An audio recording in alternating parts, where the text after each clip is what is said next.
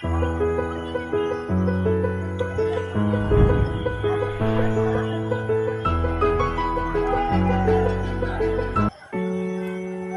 Viewers, শুভেচ্ছা সকলকে, অভিনন্দন, আমন্ত্রণ জানাচ্ছি বিএসপি টিভিতে।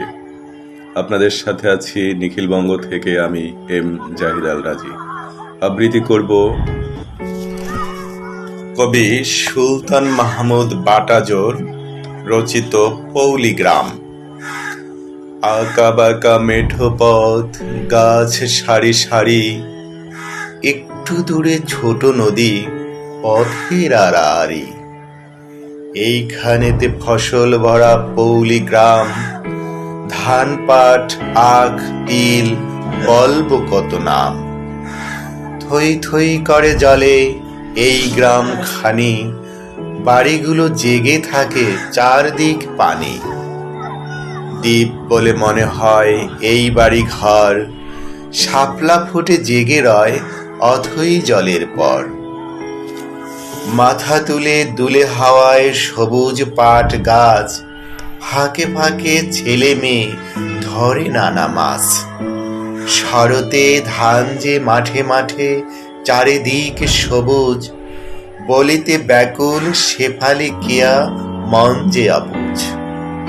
হেমন্তে পাকা ধান খেতে দিগন্ত জুড়ে, হুক্কা হুয়া শিয়াল ডাকে একটুখানি দূরে।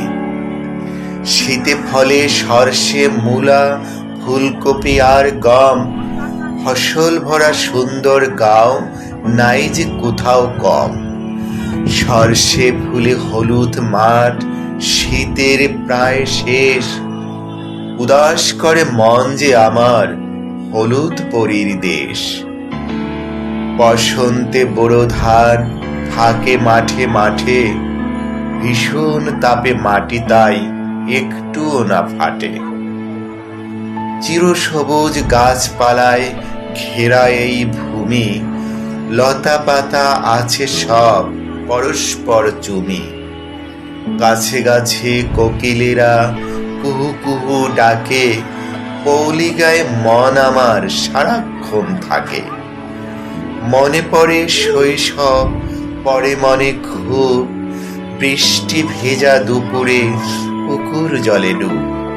মনে পড়ে সেই ক্ষণ, উঠে কদম ডালে, ঝাঁপ দিয়েছি একসাথে পেতনিগড় খালে। কি যেন নাম ছিল ভুলে গেছি আজ, যাইনি ভুলে এখনো কালো চোখের ভাঁজ।